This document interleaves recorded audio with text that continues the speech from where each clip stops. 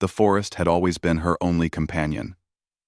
Mist clung to the trees like a soft veil, and the wind whispered through the branches, as if it were carrying secrets meant only for her ears. Lyra, the Omega who had been rejected long ago, moved silently among the shadows, her bare feet brushing over the soft moss that carpeted the forest floor. Years of solitude had carved her into a creature of the woods, alert, cautious, yet graceful in every step. She had lived this way for so long that she had almost forgotten the sting of rejection, almost forgotten the cold eyes of those who had feared her powers. The villagers called her cursed, a shadow in human form, an Omega unfit for companionship. But Lyra had learned to embrace her loneliness, to find solace in the gentle rhythm of the forest. Birds sang their songs as if in gratitude for her presence, and the deer trusted her in ways humans never could. Her home was a small, hidden cabin built from the fallen trunks of ancient trees. Smoke curled from its stone chimney, carrying the scent of burning pine into the cool evening air. Inside, the shelves were lined with herbs, dried flowers, and jars of honey she had gathered herself. There was comfort in simplicity. Here, there were no judgments, no whispers of shame, only the quiet hum of life sustained by her own hands. That night, the forest seemed different. The usual calm had been replaced by a tension in the air, a vibrating hum that set her senses on edge. Her ears twitched, and her eyes narrowed through the gloom. Something or someone was coming. From the edge of the trees, a sound broke the silence. The steady thrum of hooves, followed by the soft padding of paws. Lyra froze, her body instinctively tensing. Wolves? Not just one. Many. She counted 10 shadows moving between the trunks, massive shapes with glowing eyes that reflected the moonlight. They were magnificent, almost otherworldly, their fur shimmering even in the faint light. And then he appeared. The Alpha King stepped into the clearing with a presence that made even the wolves pause in recognition. His cloak flowed like liquid midnight, and his boots made no sound against the moss. His eyes, a piercing gray, scanned the forest as if he had already known it intimately. He did not speak, yet his authority filled the air, wrapping around Lyra like an invisible chain. Lyra took a step back, instinctively reaching for the dagger at her belt. She had faced hunters and villagers before, but none of them carried this kind of presence. This man or king was different. He did not strike fear with weapons. He struck it with his very being. "Lyra," he said, his voice calm yet commanding. She flinched at the sound of her name, spoken with certainty, as if he had been waiting for her all this time. "Why?" she asked, her voice small, yet steady. "Who are you to demand anything from me?" "I am Kale," he said, stepping closer. "Alpha, of the northern wolves, king of this land, and I have come because your solitude ends tonight." Lyra's heart pounded in her chest. Her life had been built on walls of stone and mist, walls no one could breach. And yet here he was, 10 wolves at his side, a king whose presence demanded attention, and he was speaking as if her choices no longer mattered. "I do not belong to anyone," she said, her voice rising, a mixture of fear and defiance. "I am not yours, or anyone's. I am alone by choice." Kale's lips curved into the faintest smile. Not cruel, but knowing. Choice is not always what it seems. The world has rules that even the strongest cannot escape. And some fates are written before we draw our first breath. We endowed. Choice. We Industrongus. The wolves shifted behind him, low growls rumbling in their throats. Their loyalty was unquestionable, fierce, and terrifying. Yet Lyra felt no desire to run, not yet. There was something in Kale's eyes that held not only power, but understanding, something that mirrored the loneliness she had felt all these years. "What do you want from me?" she asked, her voice barely more than a whisper. Kale paused, studying her. "I need you," your strength, your heart, your essence. The forest itself recognizes you. And I recognize you as well. Lyra shook her head. I am no one. I am nothing. The villagers know that. The world knows that. I am a shadow. Then you must step into the light, Kale said simply. Even a shadow has its place. And even the loneliest heart can be claimed by destiny. Her pulse raced. He did not threaten her, did not demand submission, yet every word felt like a tether, drawing her closer to a truth she had tried to ignore. Could a heart, long broken, long hidden, find its place beside someone so powerful, so relentless? The wolves padded closer, forming a protective circle around Kael. Lyra's eyes flicked between them and him, trying to measure threat and intent. Then, a sound from the distance made her freeze, a branch snapping underfoot, a subtle shift in the wind. The forest had noticed his arrival. Kale reached into his cloak and produced a small silver sigil, etched with intricate runes that glowed faintly in the moonlight. He stepped forward, placing it on the ground outside her cabin. The sigil pulsed like a heartbeat, a silent proclamation that bound the land, the forest, and her home to him. Lyra's breath caught in her throat. She understood immediately. It was a mark of protection, but also a claim. She could not remove it, could not hide from it. Her solitude was no longer hers. Do you understand what this means? Kale asked, his gaze unwavering. Yes, she whispered. And yet, Kale said, turning slightly, a shadow of a smile touching his lips, you still have the power to choose how you face this fate. But know this, Lyra, your life of hiding ends tonight. You can resist, but the forest will not let you run from destiny forever. Lyra, Lyra, Lyra, Lyra. The wind rose, rustling the trees as if carrying his words through every branch and leaf. Lyra's hand brushed the dagger at her belt, but her resolve faltered. She had faced dangers before, but none so commanding, none so intertwined with the threads of fate itself. The wolves growled softly, their eyes never leaving her. Kale's gaze held hers, steady, unyielding, filled with a strange mixture of authority and vulnerability. He was not a villain, but he was not merely a man either. He was a force she could not resist. For the first time in years, Lyra felt her solitude crack. Her walls of stone trembled. Her careful defenses faltered.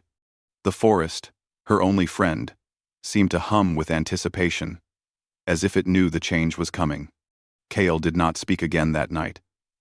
He turned, the 10 wolves following, their eyes glinting in the moonlight. But the sigil remained, glowing faintly outside her cabin, a silent promise and challenge. Lyra watched them disappear into the mist, her heart heavy, conflicted. She had lived alone, untouched by the world, unclaimed by any force. And yet now, a shadow of destiny had arrived, and with it, a choice she could no longer ignore. Alone, she sank to the forest floor, hands trembling. Years of solitude had protected her, but it had also left her unprepared for what was coming. The Omega, who had hidden from life, from love, from fate itself, now faced a presence that could not be denied. Her eyes fell on the sigil, its soft glow bathing the forest floor in silver light.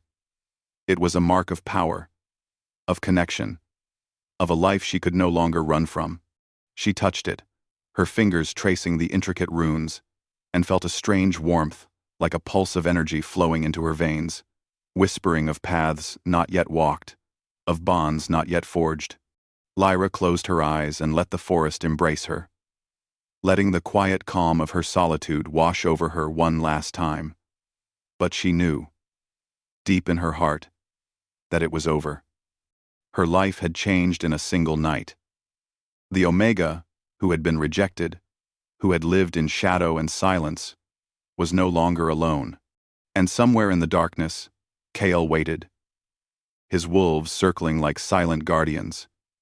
His presence, a promise, and a threat.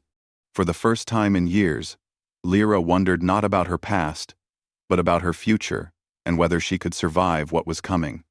The forest whispered its warning, and Lyra knew she had no choice but to listen. The morning sun filtered through the thick canopy of the forest, casting dappled light over Lyra's cabin. Birds sang as if nothing had changed, yet everything had. The sigil Kale had placed outside her door pulsed faintly, its soft glow a reminder that her solitude was no longer hers. Lyra sat by the small wooden table, her hands wrapped around a cup of warm herbal tea. She tried to steady her racing heart. Her mind replayed the night before. Over and over the Alpha King, his piercing gray eyes, the 10 wolves that had moved like shadows around him. Every memory sent a shiver down her spine. She had never felt so exposed, so unsettled, and yet intrigued. Her thoughts were interrupted by a sound at the edge of the cabin. She froze, her senses alert. The forest had taught her to listen to every whisper of the wind, every subtle rustle. Slowly, she peered out of the window. Kael stood among the trees, the wolves circling him like silent sentinels. He did not speak at first. He only watched her, his gaze calm but intense, holding a weight that made her heart beat faster. "Lyra," he said finally, his voice carrying across the clearing, calm but firm. "You cannot hide forever. The forest has been your home, but it cannot protect you from what is coming." Lyra drew back, wrapping her arms around herself. "Why are you here again? Haven't you done enough by leaving your mark outside my cabin?" Kale's lips curved into the faintest smile. "The mark is not just mine. It is the forest's, too. It calls for you. I call for you. There is a bond here, whether you like it or not. I am not here to take you by force, Lyra. I am here to show you what you are. What I am." Her voice wavered. "I am an Omega. Rejected. Alone. That is all I have ever been." Kale stepped closer, the 10 wolves adjusting their positions to mirror his movement. Their loyalty was clear. They were an extension of him. Powerful, yet disciplined. "You are not just an Omega. You are a force. Your strength has been hidden, waiting. The forest recognized it, and so did I. You do not belong in the shadows forever." Lyra's chest tightened. She had spent years running from her own power, believing it to be a curse. But the way Kale spoke, the calm certainty in his eyes, made her question everything she had believed. Could she be more than the lonely Omega who had survived rejection? Could she be someone worthy of trust? Or even admiration? "I do not belong anywhere," she whispered, more to herself than to him. "You belong where you are needed," Kale said simply. "And right now, the kingdom needs you. My people need you. And I need you." The word struck her like a lightning bolt. His need was not demand, not possession. It was an invitation, a challenge. And it stirred something deep within her: fear, yes, but also a strange longing she had buried long ago. Before Lyra could respond, a sudden rustle came from the edge of the forest. One of the wolves growled, low and warning. Kale's eyes narrowed. "They are here," he said quietly. "The rival clan has found us sooner than expected. We must prepare." Lyra's heart raced. She had survived hunters and dangerous creatures, but nothing had ever felt like this. The tension in the air was electric, and even the forest seemed to hold its breath. Kale moved toward her cabin, gesturing for her to follow. "Your powers will awaken fully if you face them," he said. "You cannot hide from your own strength. The forest will guide you, but you must act. Will you?" Lyra hesitated. Every instinct told her to flee, to retreat to the shadows she knew so well. But another part, a deeper, braver part, stirred within her. She realized that running no longer meant survival. It meant remaining trapped in fear. "I will," she said at last, her voice firm, though her hands trembled. Kale nodded, approval in his eyes. "Good. Then, we begin." He handed her a small charm, carved from bone and engraved with runes. "This will help you focus," he explained. "Your powers are strong, but uncontrolled energy can be dangerous. Let this guide you." Lyra took it, feeling the warmth of the charm seep into her palm. A strange sensation ran through her body, a mix of fear, anticipation, and awakening. The forest seemed to hum in response, the leaves whispering secrets she had never heard before. The first test came swiftly. From the shadows, figures emerged, the rival clan. They were clad in dark furs, their eyes sharp, their movements predatory. Lyra felt a surge of adrenaline, but also a strange calm. The charm pulsed, and a silver light began to glow around her hands. She had never felt this before. Kale's voice cut through the tension. "Focus, Lyra. Trust yourself. Trust the forest." The silver light expanded, swirling around her, and the rival clan froze, taken aback by the unexpected power. One of the wolves barked, signaling their readiness to protect her. Kyle stepped beside her, his presence grounding her, steadying her, even as the battle approached. For the first time, Lyra felt the connection, the bond not only with Kale, but with the forest, with the wolves, with her own strength. She realized that her solitude had been a cage, and now the cage was breaking. The rival clan hesitated, uncertain, as the silver light expanded. Lyra took a deep breath, centering herself. Then, with a motion of her hands, she directed the energy toward the attackers, not to harm, but to repel. The ground beneath them shivered, and a gust of wind knocked them off balance. They stumbled back, snarling in frustration. Kale's eyes met hers, filled with pride and something softer, warmer. "Well done," he said quietly. "You are stronger than you know." Lyra's chest heaved with exertion and exhilaration. She had faced danger, and for the first time, she had not felt powerless. She had acted, protected herself, and even commanded respect from those who sought to harm her. Yet the sense of triumph was short-lived. A shadow detached itself from the trees.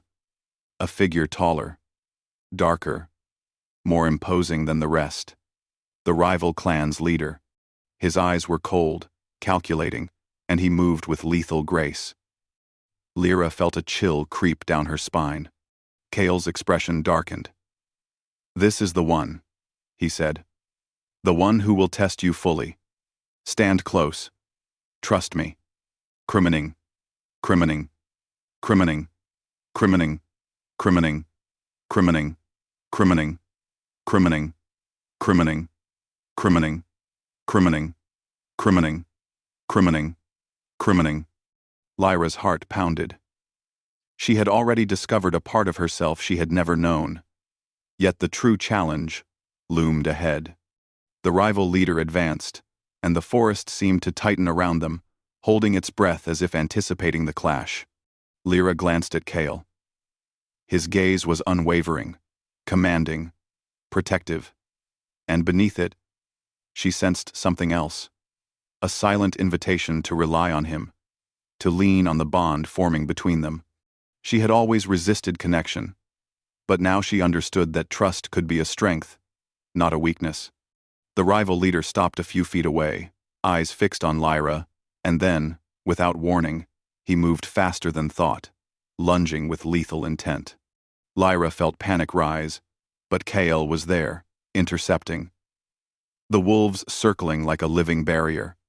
Together, they created a wall of power, discipline, and instinct.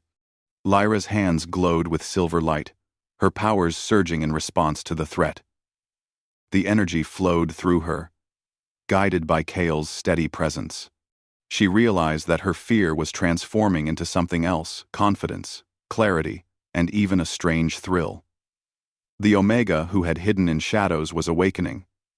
and the Alpha King had become her anchor.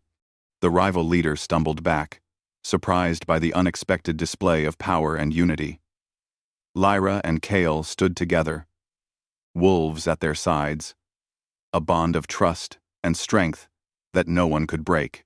For a moment, the forest was still. Only the soft hum of the sigil outside Lyra's cabin and the distant rustle of leaves remained. Lyra's chest heaved with exertion, but her eyes shone with something new: determination. She had faced danger, discovered her power, and felt a connection she had never known. But as the rival clan retreated, Lyra sensed that this was only the beginning. The forest whispered warnings she could not ignore. Shadows moved in corners, secrets stirred in the wind, and the bond with Kale, powerful as it was, would be tested in ways she could not yet imagine. Lyra turned to him, breathing heavily. "What happens now?" she asked. Kale's gaze softened. "Now, we prepare. The forest has shown your strength, but it also shows the dangers ahead. You are no longer alone, Lyra. And that will change everything." The wolves circled closer, protective yet watchful. Lyra felt the weight of her choice, the pull of destiny, and the stirrings of emotions she had tried to ignore. She was no longer just a shadow in the forest. She was part of something greater, something dangerous, thrilling, and undeniable. And in the distance, beyond the trees, new eyes watched, waiting for the moment to strike again. The forest was alive with tension. Shadows clung to every branch, and the wind carried whispers of danger through the trees. Lyra stood at the edge of a small clearing, the silver sigil still glowing faintly on the forest floor. Her heart beat in rhythm with the forest, her senses heightened. Kale stood beside her, his presence solid and unwavering, the 10 wolves forming a perfect circle around them. They had been preparing since dawn. The rival clan had regrouped, more determined than before. And this time they brought warriors skilled in dark arts, mages who could manipulate shadows, and hunters who had learned to read the forest as well as any wolf. Lyra's powers, though awakening, would be tested in ways she had never imagined. Kale's hand brushed hers briefly, a silent reassurance. "Stay close," he said. "Trust the forest. Trust yourself. Trust us." Lyra nodded, the weight of the moment settling on her shoulders. She had never felt so alive. The Omega, who had lived in shadow for years, was standing in the light. Her strength recognized, her place claimed. And yet, a part of her still trembled at the unknown. The first wave came swiftly. Shadows detached themselves from the trees, moving with unnatural speed. The rival clan's mages unleashed blasts of dark energy that rippled through the clearing, sending leaves and debris flying. The wolves growled, leaping into action with precise coordination, blocking attacks and protecting Lyra and Kale. Lyra raised her hands, the silver light from the sigil flaring brighter as it responded to her will. She had never controlled her powers so fully, yet instinct guided her. The energy flowed through her, forming barriers, deflecting the dark blasts, and creating paths for the wolves to strike. Kale moved like a shadow, fluid and precise, his own strength amplified by his connection with the wolves. He deflected attacks, countered strikes, and guided Lyra through the chaos. Every glance, every gesture between them was a conversation of trust, of reliance, of growing bond. The rival clan's leader stepped forward, his dark cloak billowing, his eyes cold and calculating. He carried a staff that seemed to absorb the forest's light, turning the shadows around him into living, writhing forms. Lyra's breath caught. This was the moment she had feared and anticipated, the true test of her power and courage. Kale tightened his grip on the hilt of his sword, the wolf at his side growling low. "Stay close," he repeated, his voice a steady anchor amidst the storm. Lyra felt the surge of energy inside her, the pulsing of the sigil, and the presence of Kale beside her. She realized that fear had become focus, doubt had become determination, and loneliness had been replaced by connection. She stepped forward, letting the silver light flow outward, meeting the shadows with strength she had never known she possessed. The rival leader struck, his staff cutting through the air with a dark hiss. Lyra raised her hands, sending a wave of silver energy that collided with the shadows, pushing them back. The forest seemed to respond, the wind swirling around her, leaves spinning in a dance of light and protection. Kale moved in tandem, his sword striking with precision, every motion a testament to his skill and leadership. The wolves were a blur of fur and teeth, coordinating with their alpha and the omega in perfect harmony. The battle raged, the forest alive with motion, magic, and power. Lyra felt a surge of exhilaration and fear, realizing that she was no longer hiding, no longer alone. Every strike, every wave of energy, was a statement of her own strength and a declaration that she would no longer be defined by rejection or fear. Then, the rival leader focused all his power, forming a massive shadow around him. He hurled it toward Lyra, a wave of darkness that seemed impossible to stop. The Omega froze for a heartbeat, the weight of the attack threatening to overwhelm her. Kale's hand gripped hers. "Together," he said. In that instant, Lyra understood. Their bond was more than trust. It was connection, unity, strength, shared between them. The silver energy pulsed brighter, merging with Kale's presence, the wolves' strength, and the forest's subtle magic. The shadows collided with the light, crackling, shattering, and dissipating into the mist. The rival leader stumbled, surprised and unbalanced. Lyra stepped forward, energy flowing from her hands, forming a barrier that held him at bay. Kale approached, sword at the ready. Not to strike recklessly, but to guide, to protect, and to claim victory through unity. "You see now," Kale said, his voice calm but powerful, "what you are capable of. Alone, you were strong. Together, we are unstoppable." The rival leader faltered, realizing the bond he could not break. With a final surge of coordinated power, Lyra and Kale, surrounded by the wolves, forced him back, until he retreated into the forest, his forces scattering. Silence fell, broken only by the soft rustle of leaves and the steady breathing of the 10 wolves. Lyra sank to her knees, exhausted but exhilarated.